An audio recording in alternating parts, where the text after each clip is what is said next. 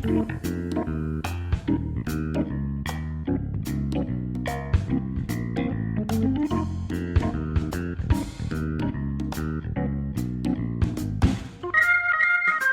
to the garden.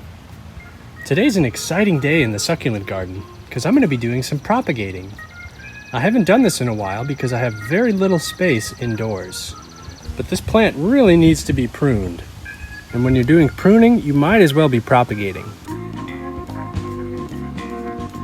This succulent is called Narrow-Leaf Chalksticks because of those thin, kind of chalky leaves with a little powdery glaucous coating. But the really cool thing about it is it's one of the tallest succulents I've ever seen. And it's just about 4 feet tall, which is just massive. It's so tall that it's actually outgrown the window it sits in front of. You can see the growth is nice and dense down here, but as we get higher and higher, it gets very thin. That's because it's not getting any direct sunlight indoors. So I'm gonna prune this back fairly low. We'll try to cut in between some of the leaves so that we only cut the stem and don't damage any leaves. Wow, that's a huge stem. Whoa. Look at the size of that thing.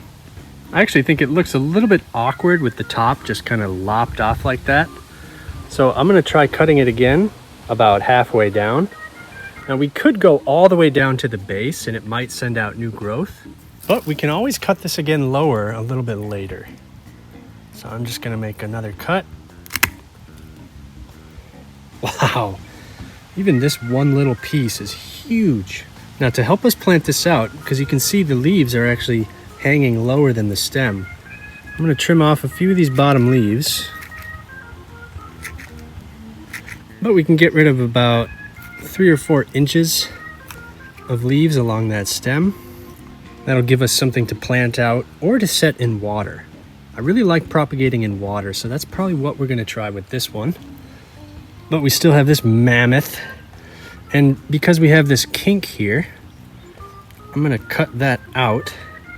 So we'll snip the top of the plant just above the kink. And again, I'm going to trim about 3 or 4 inches along the stem.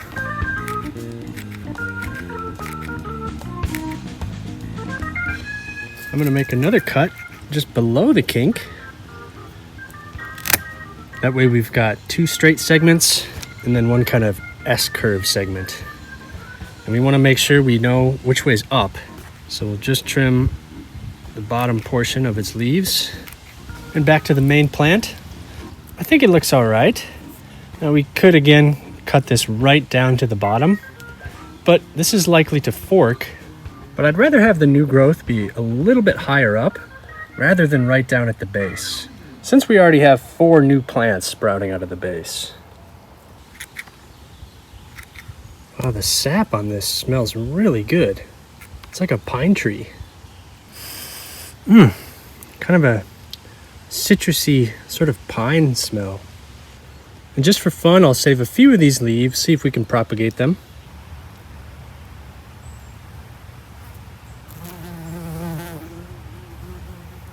I store my potting soil dry, so I'm going to go ahead and plant out one of these right away. We'll just plant out the top. I think that'll look nice in a pot. And I'll just get the stem right down to the bottom of the container. We'll just add a little bit more potting soil. And we'll get this centered and fill it just below the rim of the pot. Right about like there. If your potting soil is a little bit damp, you may actually want to wait a day for this to heal. And the same goes for our cuttings that'll be rooting in water. You usually want to let these heal for a day or 2 before adding them to our water. But I'm just going to add them in today. I think they'll be fine. I usually have pretty good luck. And that sap really smells magnificent. Just like pine sap. That is so cool. It's interesting too how it oozes out in a ring around the center, just like a tree. And with the rest of our leaf cuttings, we'll do some in water and some in soil. So make sure to stay tuned for updates on how these do. Now I fully expect these to die back, but you never know. Some plants do really well from leaf cuttings, others don't do very well at all.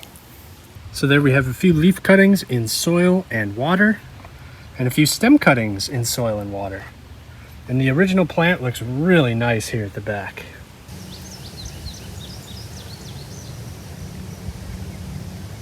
So before we go, I am going to water these in.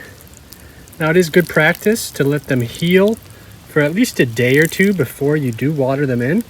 That'll just help the new cuttings callus over. But I've always had really good luck watering in the same day, so I'm not going to wait. So that's our narrow-leaf chalksticks, pruned and propagated to a much more manageable height. Stay tuned for updates on these stem cuttings, leaf cuttings, and all my other succulent videos. Thank you all so much for watching, and I hope to see you next time.